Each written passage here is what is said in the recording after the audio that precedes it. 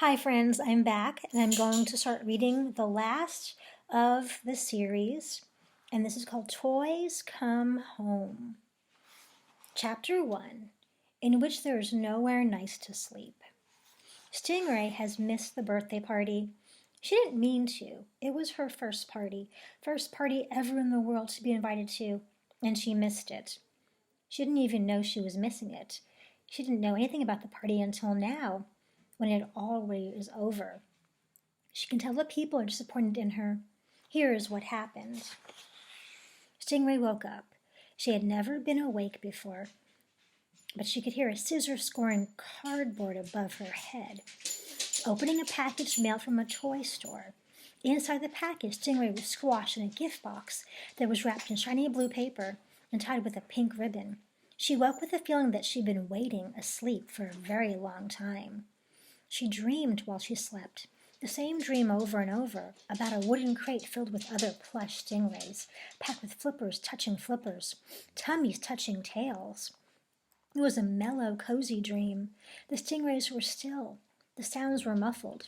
A dream of something like a family, StingRay thinks, though she isn't entirely sure what a family is. The word just came to her, and she used it inside her head. I am an intelligent stingray, she thinks, to just have a word come to me and to know it's the right word. In fact, now that I consider it, I know a lot of things. For instance, I know that I'm a stingray, and that a stingray is an extra special kind of fish, and that blue is the very best color anything can possibly be, and that people are people and kids are baby people, and that a kid would probably like to play with me someday. I know all this stuff without being told. It's practically like magic, knowledge I have. I hope the rest of the world isn't too jealous of me. The scissors scores the cardboard, and the wrapping is ripped off. Now StingRay comes out of her crispy nest of tissue paper and is pulled into the bright light of what she just knows somehow is a kitchen. White cabinets, a jar of spoons and spatulas, finger painting stuck to the fridge with magnets. The kid smiles down at her. StingRay smiles back. She likes me, says the girl. She smiled at me. That's a nice pretend. I'm not pretending, she really did smile, the girl insists. The mommy kisses the girl on her head. Sorry I didn't come in time for your party. There was a shipping delay, Grandpa said when he called. A party, thinks StingRay. Was there a party? Still, today is your actual birthday, the mommy goes on, the day you were born. So it's nice to have a present on this day as well, isn't it? I missed a party, thinks StingRay, a party I was supposed to go to. Her name is StingRay, the girl announces. So friends, it looks like this is how it all began. StingRay is a present for her birthday that her grandpa gave her, and there is the girl opening her up. Ta-da!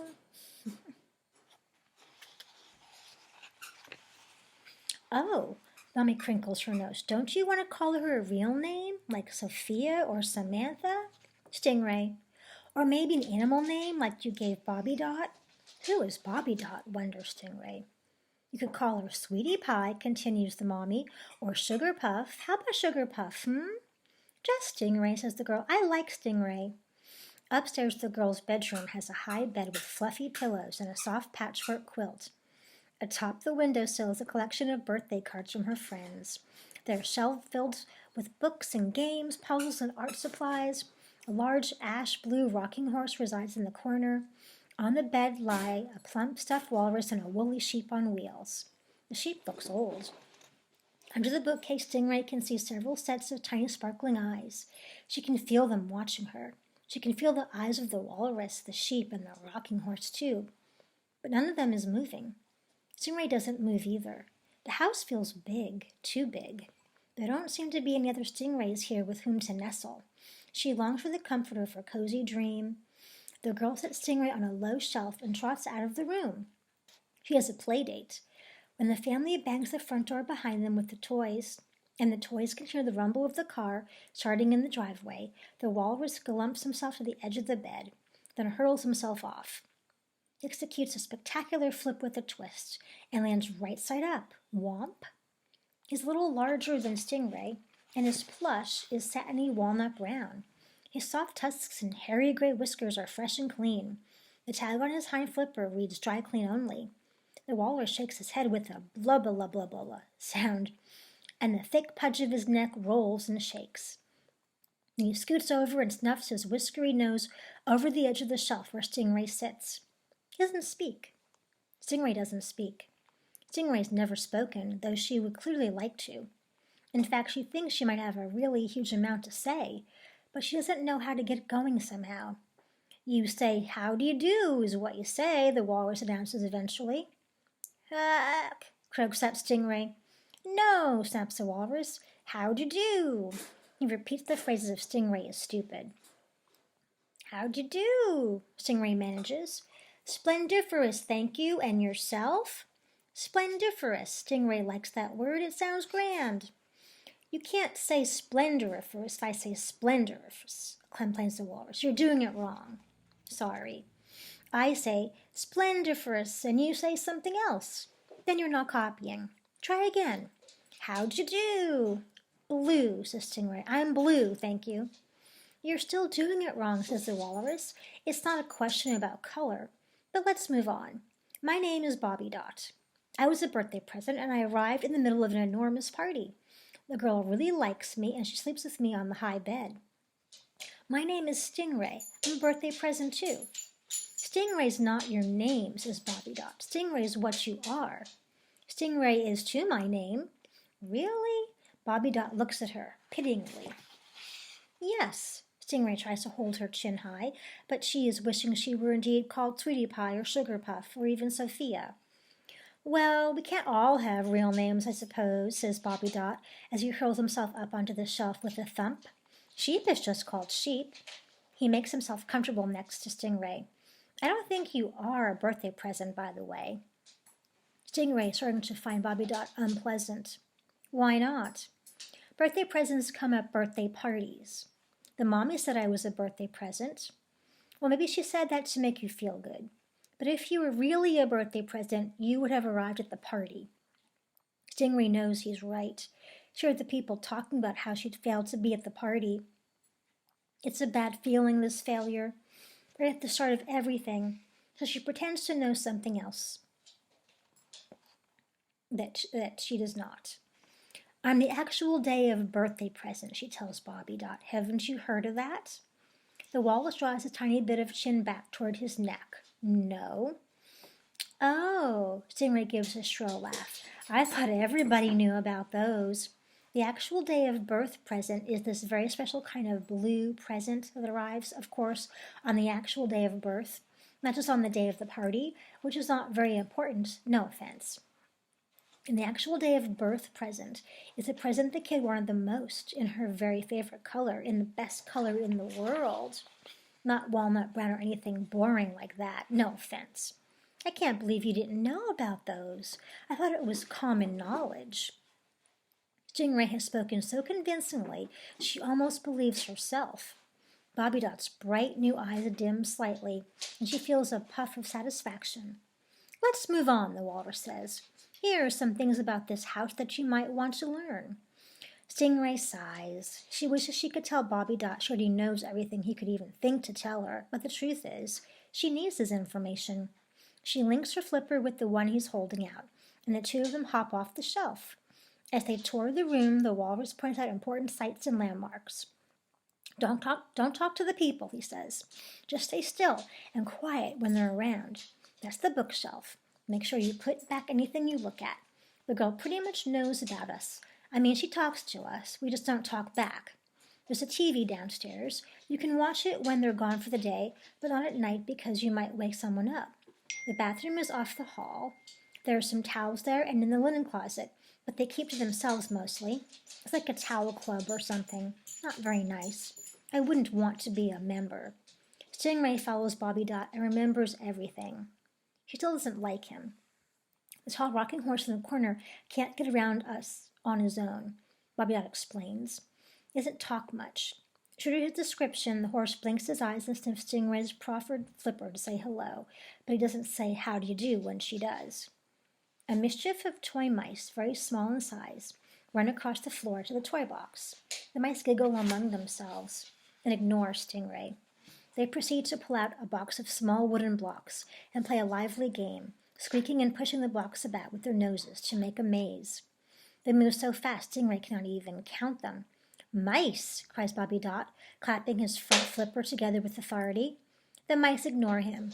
I said mice, he claps again. Still no response. Bobby Dot heaves his thick body up and down, repeatedly making heavy banging noises on the carpet. Womp, womp, womp. Mice, pay attention, I'm talking to you. The mice pause briefly, a couple of them balancing on top of blocks. A plump white one chews on his own tail. This is StingRay, announces the walrus. She's a marine animal like me. She's come here to stay. Please give her your attention and courtesy. Sheesh, mutters the plump white mouse. You'd think he lived here forever the way he acts. Womp. Tell her how'd you do, shouts Bobby Dot, thumping his body again. The mice, unafraid but wanting to go back to their game, squeak, how'd you do, at StingRay. Let's move on, says Bobby Dot. The girl and her family return in the evening, and when night falls, the dad reads a book about a cat and a doll who live in a tree with a large collection of hats. StingRay listens to the story from her spot on the low shelf. Bobby Dot and Sheep are up on the bed where they can see the pictures. Then the dad turns off the light and sings until the girl's eyes fall shut. The first day is over. Sheep and Bobby Dot are asleep on the high bed now. StingRay wants to sleep too. In fact, she's very sleepy, but she can't relax, can't get comfortable on her hard, lonely shelf. The toy mice emerge and scuttle about. They pull out a book and open it in front of the horse, who rocks gently as he reads in the near darkness. The mice begin leapfrogging over one another, squeaking softly. Every now and then, the plump white mouse scoots over and flips a page in the horse's book. StingRay thinks about going down the hall to meet the towels, but she's nervous that they won't be friendly after what Bobby Dot said. She also isn't sure what a towel is. What if it has sharp teeth? What if it has angry claws? What if the vicious towels become enraged when a plush StingRay tries to join their private conversation? They might rip her to shreds and eat her for dinner, or jump on her with their huge hairy feet until she's completely flat, then hang her on their wall for decoration. She stays where she is. After a while, the rocking horse shuts its long lashed eyes, and the toy mice scuttle under the bookshelf to go to bed. StingRay flops down and peers under the shelf at their shining eyes. Maybe she could get to sleep if she slept with them, all on top of the other, like they dream about the box of other StingRays. Hi, she whispers. Oh, hello there, marine animal, shouts one mouse. We're going to bed now. Night, night. I was wondering, could I sleep with you? Says StingRay. It's hard for her to ask. She chokes out the words. Sure, cries the mouse. Come on in. So StingRay, feeling awkward and grateful, tries to shove her big, plushy body into the narrow, flat space beneath the bookshelf. One flipper goes in, and the tip of her nose. We'll push you, cries a mouse. They swarm out from underneath the shelf and begin pushing StingRay with their hard little mouse noses. They grunt with the effort. The rest of StingRay's nose goes in, plus some more flipper.